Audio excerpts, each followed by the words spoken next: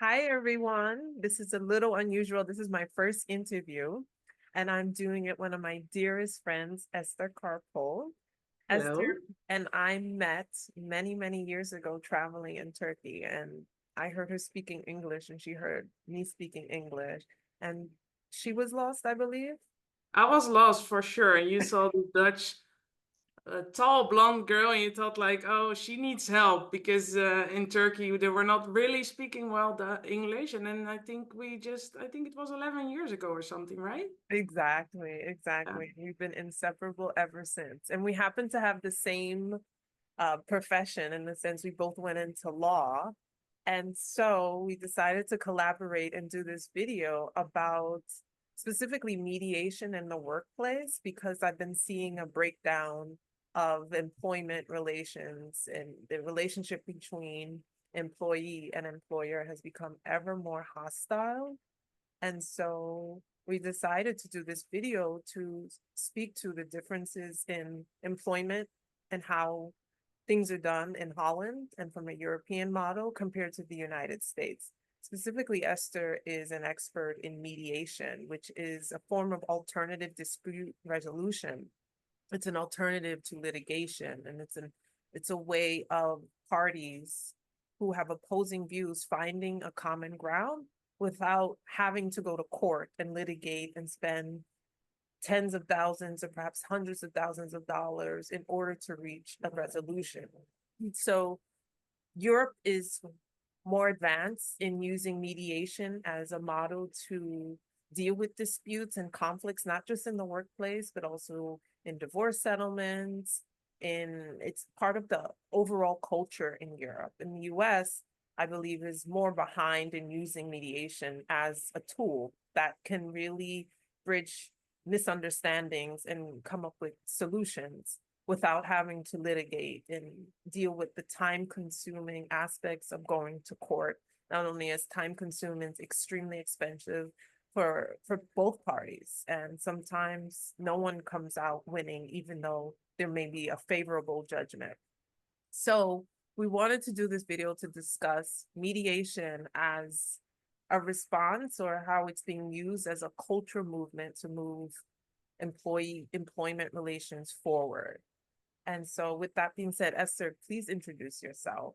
Yeah, I'll add a little bit to that. So I did law school. I studied law, and when I was in law school, I already got like a passion for mediation because I saw that, especially in Europe, there's a lot like cases that are going through mediation. Like if you go to court, you have a lot of time, like you said, money, but also like there's always a winning party and a losing party. And for me, the concept of finding a common ground where you actually, that's always, because I work as a mediator, it's always my goal to both parties walk away with kind of, okay, I have like a good feeling, and there's a win-win situation that I try to create within parties. And I think that's the main reason why I was interested in mediation in the first place, because I thought, okay, if you go to court, there's extremely long time period, there's an extremely lot of money, but also just like one party is always in loss. So that's why I started to do my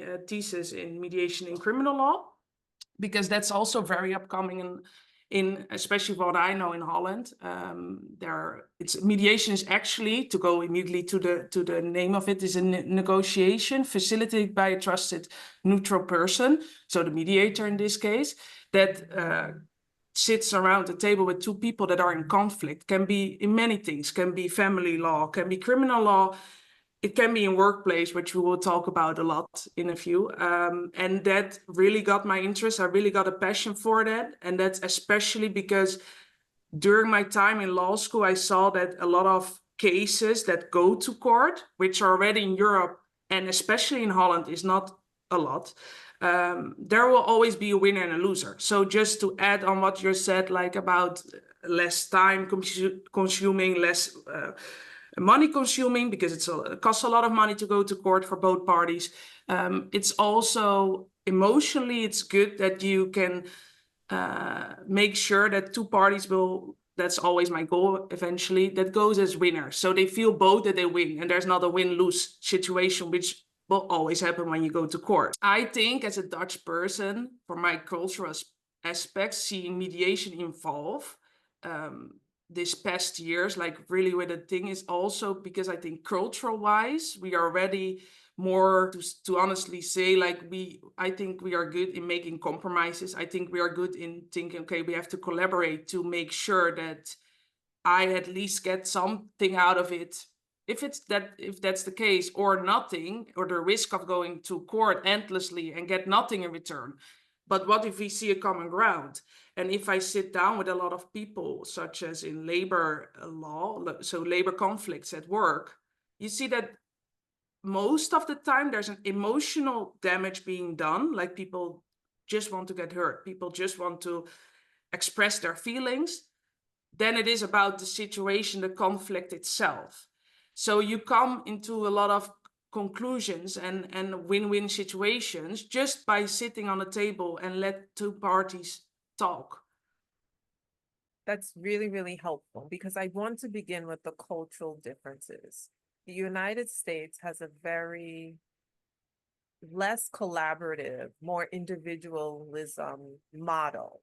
That's the mantra of the United States. I'm sure you're aware, the individual, not the group necessarily. So with that, I would like to speak to how mediation has been embedded in the culture in Holland to have people rely on mediation as a tool to reach a resolution. Whereas in the US, because of the individual model of me, people are more adversarial, less likely to collaborate, less likely to cooperate. Even if mediation would benefit them, there's also distrust about mediation, that it's not robust enough to offer them the solutions that they think litigation will offer them. So it's not often on the table because culturally, I think still there's a misunderstanding about mediation.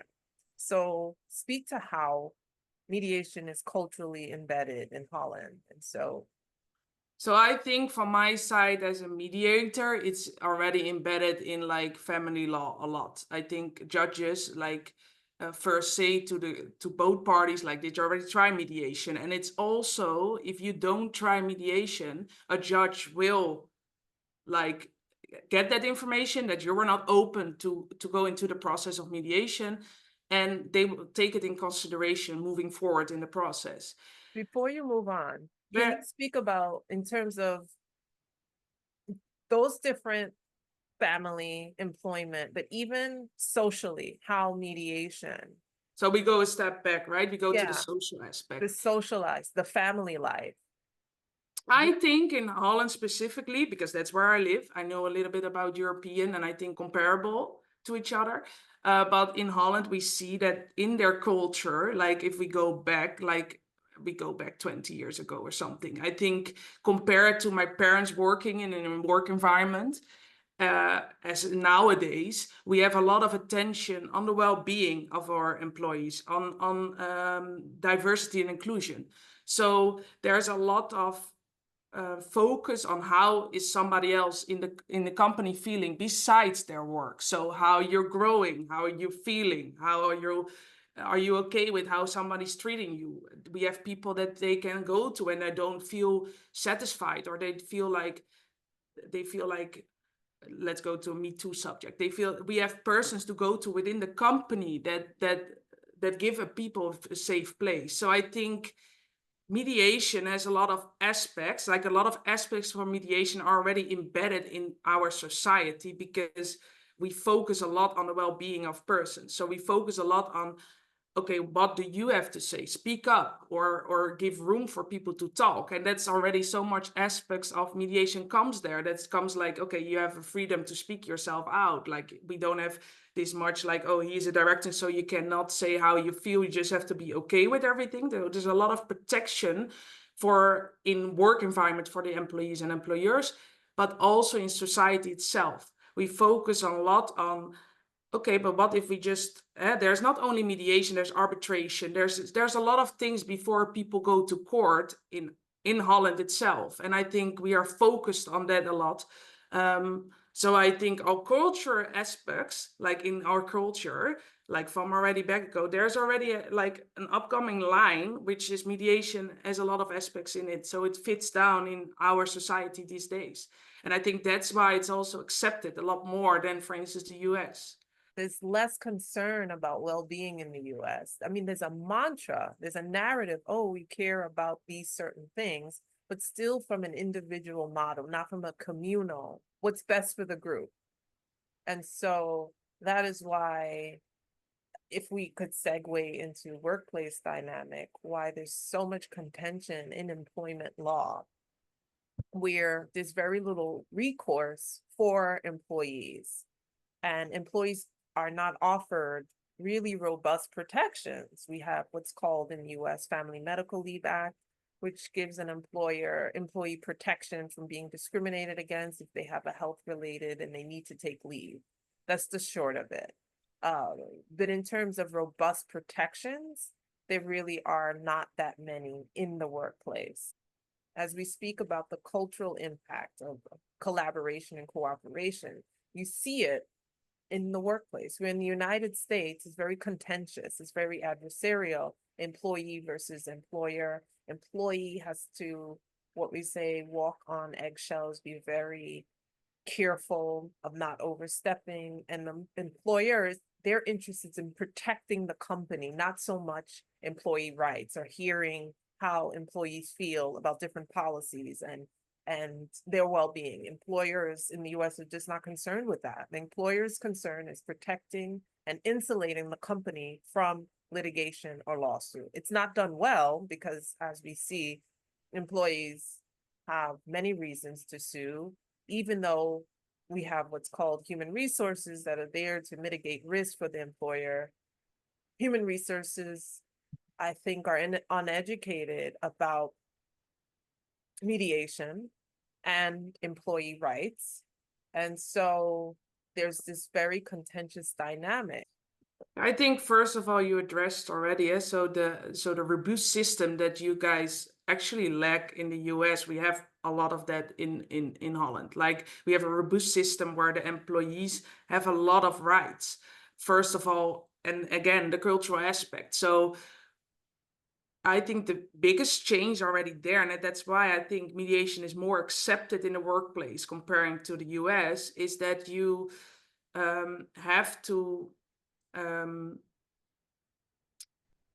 you said like in the US, we only focus on the goals of the company, right? So we have really these two sides. So we are focused on the goals of the company as the board, but they are also focused on the well-being of our people. How are our people doing? How is like we measure our sickness leave? How are we going to help that? Like how are we going to contribute to well-being of people? So that's already, again, what I just said is the cultural aspect, which makes it easier for us to, I believe, introduce mediation into workplace. As I work now for a big company, I work in the Works Council, as it's called. So it's like a council that is by law in Holland. You have to have a Works Council if you have a company above 50 employees, which is really an employee participation in the company. So that's a form of mediation to discussing cooperation or guiding a process. For instance, if it's going not that well with the company, the board has to go through the Works Council for advice, as we call it, like a request for advice, if they want to, for instance, do a reorganization.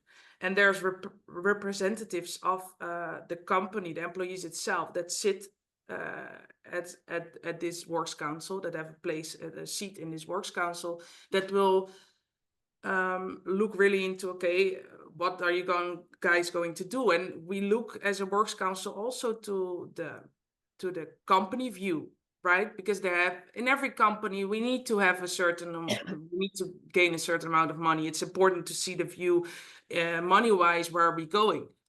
But what does it do with the people? And is it necessary to go to reorganization? Show us also, and that's also a main thing, I think that's the difference between US and Holland, is how are you gonna proceed? Even if you have to do reorganization, which is possible, also doing certain kind of regress or, like cultural, sorry for my English, but I mean, money, like, when there's like difficulties Yeah, in financial loss. like if you go and look to what happened in the world right now with all the wars, there's an impact, you know. So sometimes we have to go to a reorganization, but the focus is not only on why do we do it money wise, but how is the well-being and how are we going to treat our people and how are did you guys made a plan? We literally say to the board, and did you guys made a plan? Like is so I think this is a big concept and a good example of how mediation is embedded in the workplace. So doing a works council, where I have like the role to really focus on making the participate into discussion. So participate that the board takes us on, takes the works council on, like we are want to go there financially. But we also gonna do this and this and this for the well-being of our people, and we're gonna give the chances, and we want them to be able to do a study or to do like so. There's a lot of well-being in place in this works council, and the works council really look to okay, what is good for the company and what is good for the employees, and are we happy? I think that's the biggest example, and really focus on and I think that's a huge mediation side. Focus on this. Participation of each other, so really discuss things and come with things, because you have to see, like, I think why is Holland embracing that is because a board member doesn't know how if you go lower into the company how people work, what there might be a good solution to save money or to make compromises, but how does a board member that's not every day within the company. So it's we see, and I see the development. We see also the good sides of for the board as well as for the employees. So they come closer to each other and benefit from each other. And there I go back to what I always like to say is a win-win situation. So to talk about things, to talk about problems within a company doesn't have to be a one-on-one conflict. Make sure that everybody's feeling good and we go into the right direction. That's so interesting because that I think that works council is unheard of in the US, where there's an actual intermediary body to bridge the gap between the employer and the employee. The employer does not care about hearing the voices of the employee for the most part, unless it's a manager, but to a certain extent, it's not even a manager because the delta between, like you said, the CEO and even management, and then lower levels of management, and certainly the employee, the delta is so large. And so the voices of the employees who have an understanding about the everyday workings of the company, that actually see where money is being siphoned off or not used in the best way, those voices are not heard. So the phenomenon of the works council is unheard of in the US. It's us versus them, which probably is because of the slavery model of the US, where employees are essentially treated like modern day in factory workers, which stems from like the slavery model, which has informed corporate America. And so the voices of the employees are not an everyday concern. Also, And I think, if I'm being like, I think there's a huge gap between knowing that I think in the US, they're really focused on, okay, we are the board, we know what's best, for instance, in a company, and we don't hear what other people, what employees have to say because they don't know. And I think the culture more in Holland is more like, okay, we put everyone in their strong, like in their strong person. Like I can, for instance, know where the company's headed, like in a vision of how do you say that, like overall vision, but more detailed, like if a company is struggling financially, there are a few layers in a company, and what I see in the company where I work is that there's a lot of ideas coming, if we're talking about reduction of cost, for instance, that there can be a reduction of millions of cost from people that work every day in a certain environment and see like, look, this is like the board literally can ask like, okay, in the works councils, because we have one central works councils and then we have all different works council from every department. like, okay, let's put the question in the department, like, let's put it to the works council.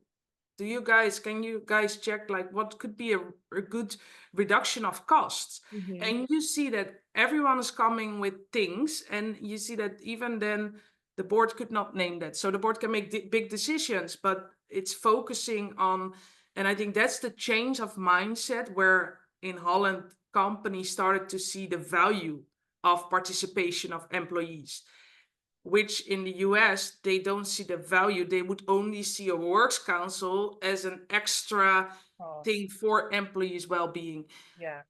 Several of them money, like besides the money, it's very important to see that, and it's proven that if you feel more safe, more good in the workplace and a work environment that you work, and you have a good work-private balance, your productivity Mhm. goes up. So I would challenge like companies in the US, go and make this win-win situation instead of win-lose, and see the good sides of mediation that can be embedded in a company. And you can also provide, like, possibly get good results out of that. Absolutely, because the US model, the metrics, they only care about one metrics, or they're heavily focused on saving the company money. And that in turn is pay them less. This is how we save money. We pay the employees less. But like you said, there's internal waste that's not paid attention to because they're not listening to the voices of the employee. So that's certainly, if someone is listening that's running a company, And it's also well known, like if you see a company that's not putting a lot of effort into the employees and the well-being, the sick leave, the sick leave, the long-term sick leave, so the feeling overwhelmed, and we all know nowadays with our generation that it's a lot of overwhelming feeling, and people get sick like for a year or something. That's also not good for the company itself. Reducing costs. So treating your employees good will only not keep them at the company, but also be more productive. Think as a higher goal. If you all have the same goal and you feel like you really embark like the journey of the company, where we are going and where we are, then it's, I think, very important to involve and let your employees participate through a voice of a certain works council. You cannot go and talk with every employee. That's especially big companies not possible. But to create a system that the works council will give a meaning to that voice that they will have in the company, I think works both sides. I do want to talk about how conflicts are handled, like what it would be like if you can walk us through. I'm an employee and I feel frustrated with this. I feel overworked. I don't feel like I'm getting the tools I need to perform my job. Walk us through how the Works Council will collaborate and improve the situation for an employee. I think I have to split that there up, because a works council they will not do in individual cases. So they go and they look into the big picture of the company. So where's the company headed? Like the board or different departments, the directors have to show, like, financially we want to go there. This is what we want to do culturally. So we want to have certain things on our leaders. We want to, like the managers have to have a certain profile. We want to do this for the well-being of people. We want to it can be as simple as we want to give them permission to go to or money to go to a fitness school, for instance, just an example.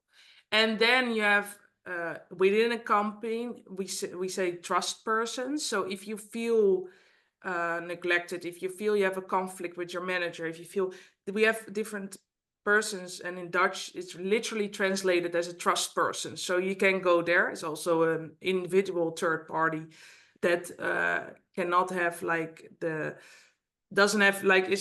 is neutral from the company as it is from HR, for instance. So it's a neutral person that will hear you out and say, like, okay, this is the advice that I want to give you. You have to go there or there and there, because there are different gradations, So I think that's an important thing to say, that we have to split up. because it's impossible for works council to go in to treat individual cases. Okay. Which we do is like, if you have, let's throw it back to what happens a lot now, right? Sexual harassment, for instance, overall in the world, what got more voice because of Me Too. But if you have a manager, for instance, as a works council, if you hear 1 or 2 stories, you send them to the so-called trust person. Mhm. But if it's like in a team of 25 and you hear it 5 times or up, Mhm. it is important. Then it starts being more general, more of an environment, and then you bring it up in a meeting with your director and say, like, in the works council meeting, and say, like, this is what we heard, and then it can be from bottom up and top down. It will be handled. That's so interesting. So you would say the Works Council does not handle individual cases, but it gets an overall understanding and develops policies for the company to operate optimally. Yeah, they have. So for instance, if there is, I just talked about reorganization, which is a big thing. If there's, for instance, now with working from home, right? We have to sit a certain. There's because of our posture, because of the safety of our people, we have to provide them certain things. We have to make sure that they have a good home work environment, for instance. So this is just an example of like a company is during legislation in Holland, really, they are obliged to provide certain things like a laptop, or, you know, like, or a way that a person can work from home in a good posture, in a good way. So purely based on health. If they want to introduce that, like how we're going to do that in the company, they can ask the Central Works Council in this case, because it's like the one from the board. Like, this is our plan, this is how we're going to do it. We want to take you with us from the start already, how we're going to embed that in the company, how we're going to make more of the health and safety rules, comparing to prior when there was not yet working from home. So all these things that, and that's what I want you to understand. It's like all these things that have impact on a lot of employees, a works council will do, but individual, you not be able if there's 5,000 people to work Absolutely. in a company. Understood, understood. So in the US, that nothing like that exists. What is happening is there's an employee handbook, which the employees receive upon onboarding or being hired, and they get told, these are how many vacation days you have, this is your sick leave, this is what you're not supposed to do, this is what you're allowed to do. And confidentiality, not disclosing client information or vendors information. There's no focus on well-being whatsoever. Whatsoever. But perhaps you'll get a laptop if you're working from home, and perhaps a cell phone, but they call those sorts of, they're not really perks, they're like golden handcuffs, because it gives license for an employee to access you and for you to work harder. But overall, there's indifference about how the work is performed, just as long as it's performed. If you're working from home, assure us that you can log in when you're supposed to log in, log out at lunchtime, and there's no distraction. That's it. Well-being is not at the forefront of the discussion. So that's so interesting to see. And again, there's just It goes back again to this cultural aspect, because I the think the more cultural robust system in Holland, that we have more like companies are legally obliged to have to give employees a certain health insurance. We have more of legalization about we cannot just fire people. So it goes. I think all these steps make it so much easier to embed mediation into workplaces and to embed the well-being and the diversity and inclusion. Huge topic now worldwide. We have a lot of programs in working on that subject, like how are we going to embed diversity and inclusion, how are we going to have gender neutrality in our company, how are we going to have the same amount, so gender, the same amount of women and the same amount of men in board and lower on all the levels. So I think all these cultural things that we are busy with within a company, and it's everywhere in Holland, and some more than others. We are talking generalization here, and from my experience in a company that works a lot with these works councils and this participation of employees. And I see in Holland there can also be a lot of improvement with some companies that still have their old way of doing that. But I think that makes a huge difference. And I think we have also, like in Holland, in our health, we have always like a doctor from work. So imagine you have a sick leave and you're longer than 1 week or 2 weeks sick, you go to the doctor from work. It's not that he's sitting in work, but it's like a system that you don't go to your own doctor, you go to the doctor of work that's gonna examine you. And imagine, like, I work as a mediator as well, not in my company because it would be conflicts of interest, but I mean external. I work as a mediator with a lot of labor conflicts, and what I see there is that a doctor even from they will advise the employee but also the employer to first go into mediation, right? If they have a conflict that is causing the sickness. For instance, somebody doesn't feel safe and gets overwhelmed and is sick. Usually they would go to court, and I think in the US there will be a court, but here there's really like even a doctor. So health wise, they say like, okay, go and just sit around the table with a mediator. That's so interesting. I was explaining to you yesterday that I received a call from a gentleman who was having a workplace issue where he suffered a stroke in March and was ordered back to work 2 weeks later because his medical leave was denied because the employer said he did not have a pre-existing condition and he did not anticipate the stroke to submit the paperwork in anticipation of the stroke, which is impossible. And it was heinous that the employee actually denied his leave. So he reached out to me for a solution because we later found out that he was having a stroke at work while he was calling me and he did not know what to do. And this is a man who was working for the company for 35 years. And internally, that shows what a failure of that company to address medically the needs of this man. This man was not asking for favoritism. He paid his dues working for 35 years. So in Holland, a man in that situation, that would never occur because he would have resources available to him that would advocate for him.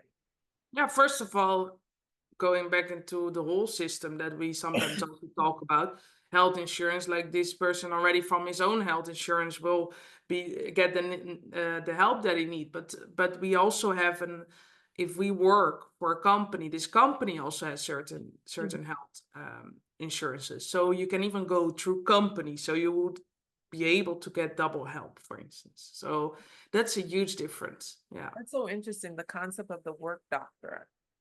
I think that used to be in the US. I think that was like 30 years ago, where it was, like you said, a system, third-party doctor that can mitigate anything between the employer and employee and speak about what this employee needs because the job may be exacerbating certain health conditions for the employee. That's so fascinating.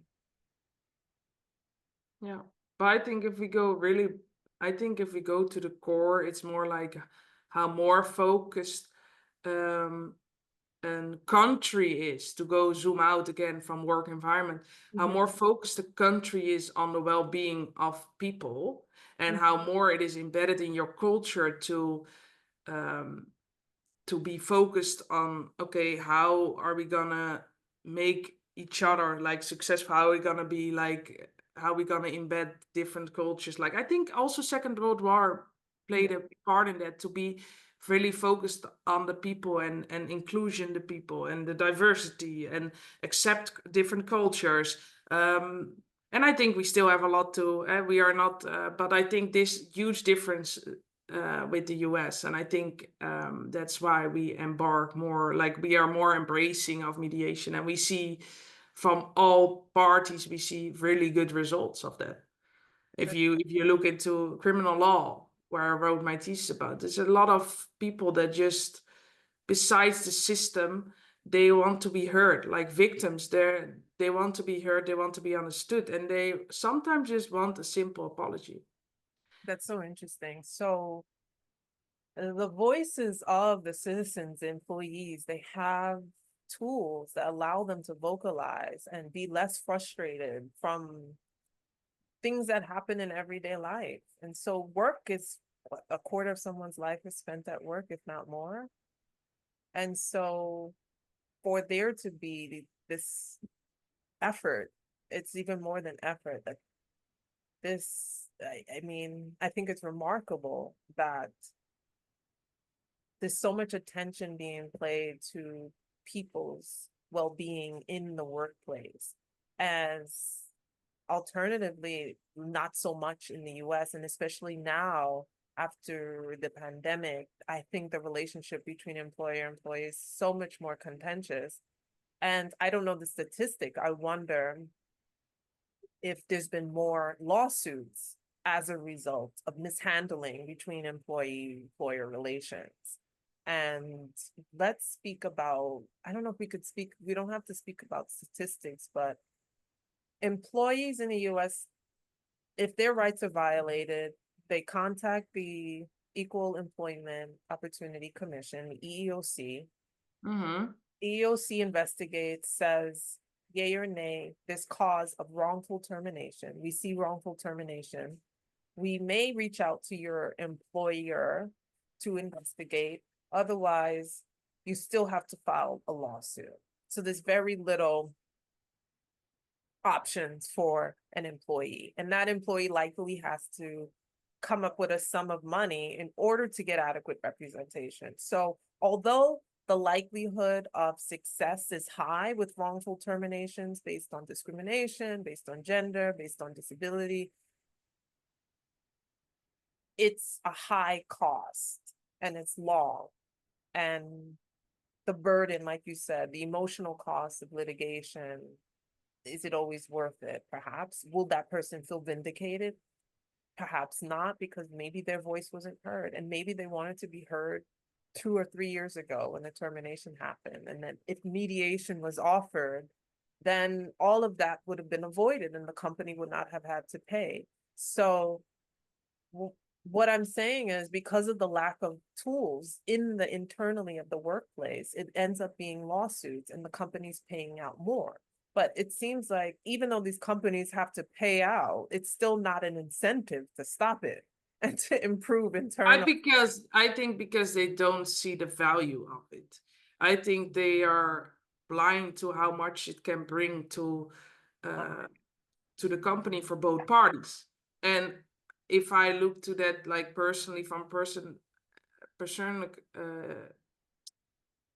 how do you say that in English? Personally? Like if I look to that personally, I think to the case that I did with labor conflicts, what I had, like, and I would sit around the table, because normally with a mediation that has a labor conflict, it's a lot as well with lawyers on the sides of the parties, because they just want to make sure that they don't say too much. So the first trust has to be built. But what I noticed a lot in my case is that, and that's the funny thing, that's what people don't know, is that they come with a conflict. For instance, the person is sick and the employer wants to terminate the contract. And then when you have these conversations, the underlying emotional damage comes. Mm-hmm. So the top of the iceberg is just the part, right? Underneath there's a lot of other things. And when you start to have that conversation with both parties and you give them ground to express themselves and maybe translate, because sometimes we are talking the same language. Like if we talk Dutch, we talk the same language, but we are not on the same language, if you understand what. So people don't understand each other, and to be able to, as a third party to just follow that conversation, make sure that people understand each other. There comes like, really have to be honest, like I had like cases where 4 conversations were enough, and there was just like, okay, can we rebuild this connection? Like, can we rebuild the employee, and can we stay, and can we do reintegration?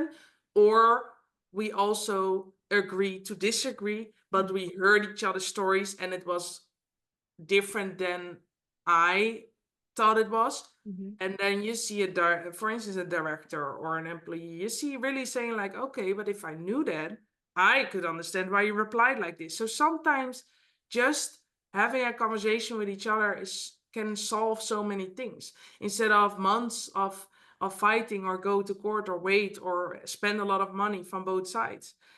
So people just then go either separate ways on a good common ground. And that, I think, is the value of that is huge also for the future of the company, as well as the future of the person that felt emotionally neglected, because that's often the case.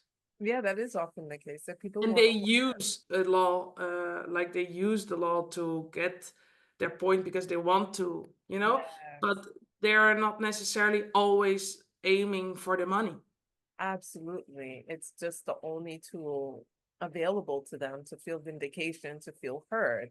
You Yeah, said something in your bio about that I really like, and I think I want to end with something around the law is not always adequate. In the sense, the law is not always adequate for resolution, finding a common ground. It could create a container for people to operate and have safety. But in essence, it's interpersonal, how we come to solutions. So exactly. In every case, like, law is very black and white. And I think that's a good thing to have. And sometimes you have to go to court with things. But I think, and I stand for 90% of these cases, if not more, um, can really be, like, if you talk with each other, if you come to common grounds, can be really solved. And you see judges also admire, like, embrace that. They if you go to court for a divorce, they always say, if they not say, did you try mediation, they will still say, go to the backseat and talk with the lawyers, because nobody's going to benefit from, just like in cases where emotions are inside, is nobody going to benefit from just one loser and one winner. And I think we in Holland are very well on this road of going up, and see the importance of mediation in that case. absolutely. Esther, I want to thank you so much for your contribution to Thank open you for having me. eyes. Thank you for letting us know how dysfunctional US workplace model is and how much, well, there's opportunity for growth in that, right? Especially, yes. And we So see it in different parts of the world. Like, to add one more thing is that, for instance, my company has a lot to do with Japan. And Japan is actually the same as US, is a very hierarchical, like, right? There's no place for employees' participation. But yet they are very interested in our system and how the Works Council works. So I think it's only a good thing. that's so good. So if you guys are interested in contacting Esther, if you have a company and you're interested in introducing mediation or how to improve policies to improve your company, to improve metrics, to improve overall health and well-being, and ultimately amplify what your company does and the impact of your company, please reach out to Esther. She's really knowledgeable, as you can see. So I will leave her contact information in the description box. Please don't forget to like, subscribe, and please comment. Let me know what you thought about this interview. If you have any questions, we are going to do a part 2 and probably part 3 in the future. So with that, We need some Asia input or something. How is it there? How is oh it in yeah, we Africa? We definitely, need people to tell us that, because we are more focused on the US and Europe, and we would like to know more about the other parts. that's interesting too. So if you're watching and you would like to weigh in from Asia, please let us know. All right. Always welcome. Goodbye. Thank you. Bye bye.